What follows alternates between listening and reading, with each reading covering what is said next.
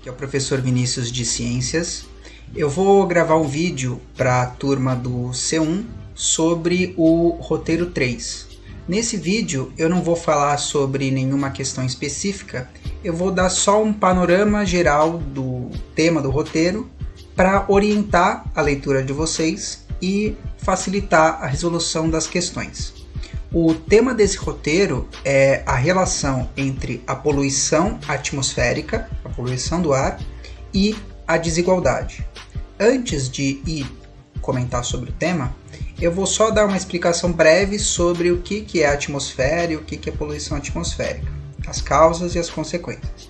Então, primeiro, o que é atmosfera? É basicamente o conjunto de gases que fica ao redor de um planeta. No caso da Terra, é o ar que a gente respira. E a atmosfera é composta não só por gases, por uma dezena de gases, mas também por partículas líquidas e sólidas muito pequenas que ficam pairando, né? A gente fala que elas ficam em suspensão no ar. Então, qualquer poluente que é emitido no ar, ele vai fazer parte do que a gente chama de poluição atmosférica.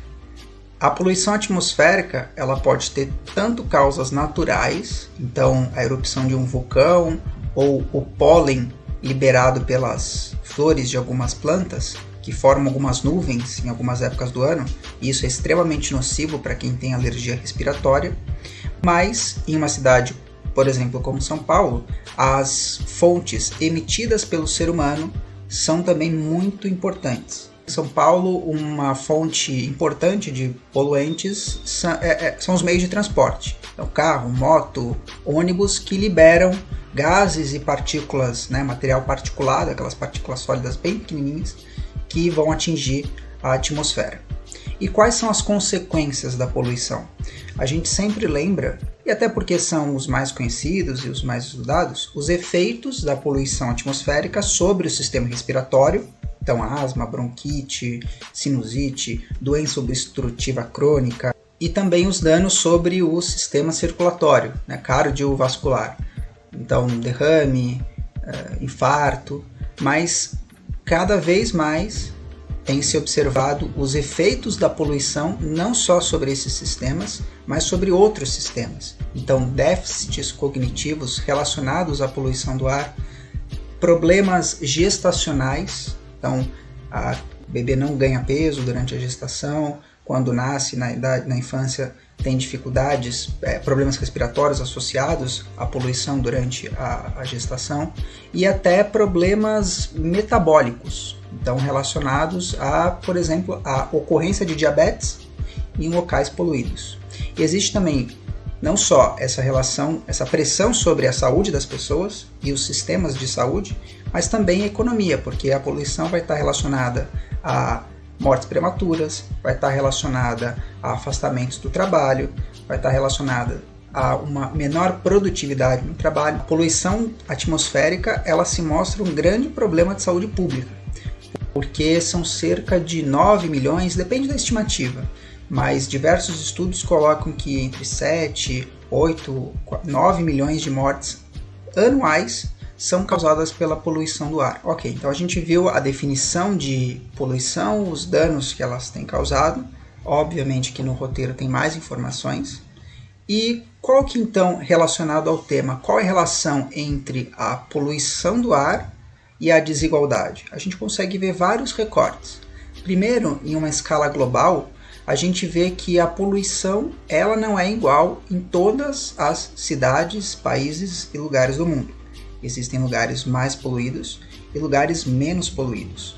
Isso tem relação não só com o clima da região, então a pluviosidade, a quantidade de ventos naquela região, porque a poluição ela tem relação com tudo isso. A concentração de um determinado poluente varia de acordo com a época do ano, a quantidade de chuvas, a temperatura, e ao longo do próprio dia, mas também tem uma relação muito importante com a legislação daquele lugar. As leis têm lugares que são mais permissivos à emissão de poluentes e lugares que são mais restritivos à emissão de poluentes. O que se observa de forma geral é que 2 continentes são realmente muito afetados por essa poluição, especialmente a África e a Ásia. Se você pega as principais cidades, né, as cidades mais poluídas do mundo, as 10 primeiras vão figurar entre esses dois continentes.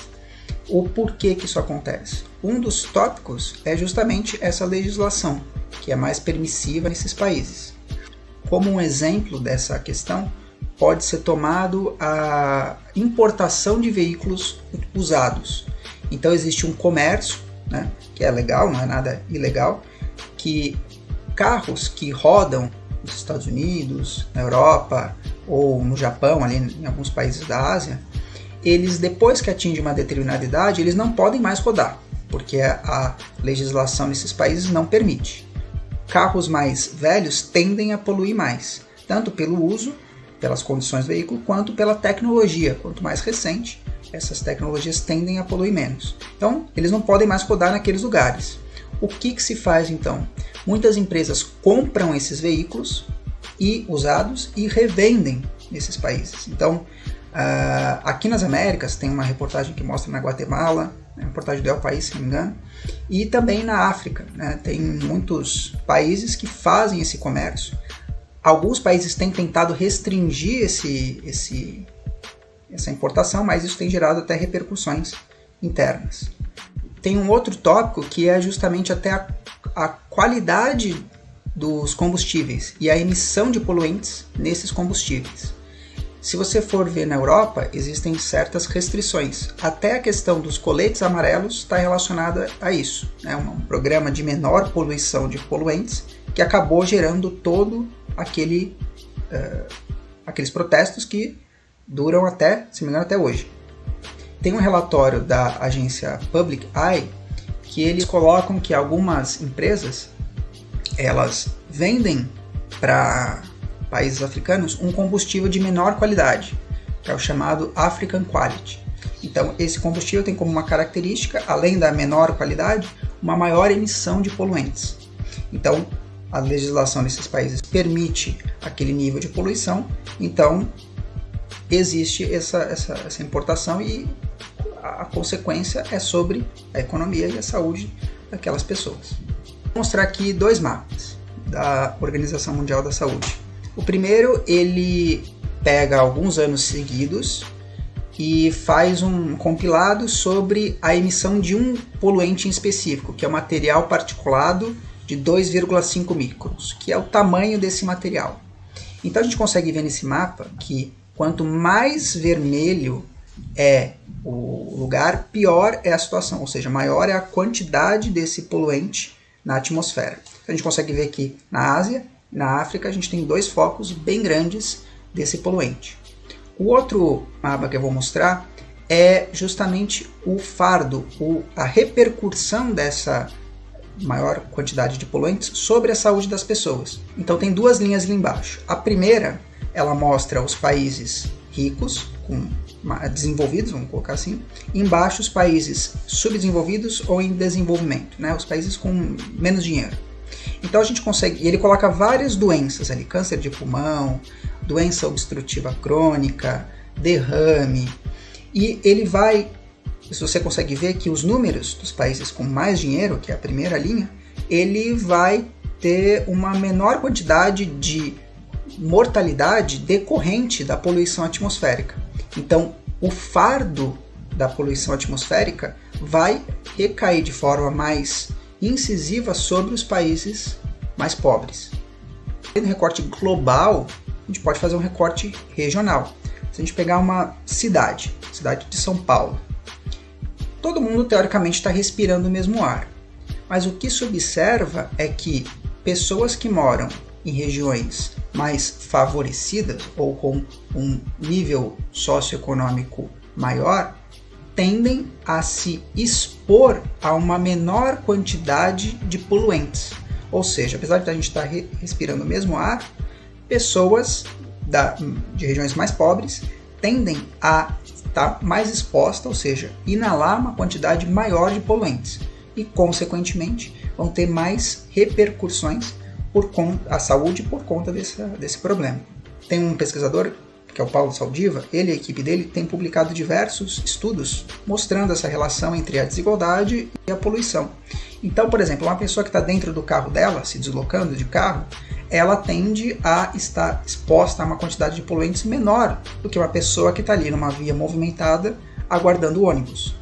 Além disso, a frota de veículos que circula em regiões mais nobres da cidade, elas tendem a ter uma idade menor, ou seja, elas tendem a poluir menos, diferente da frota de veículos que roda em regiões menos favorecidas, mais pobres, mais afastadas do centro.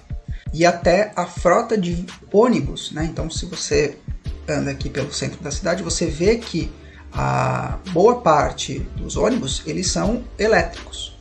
E o que se observa é que a tendência é que os ônibus mais velhos passem a circular na periferia. Qual que é o efeito disso? Mais poluentes no ar, piora a qualidade de vida daquela população. E por fim, a gente pode até colocar uma escala local.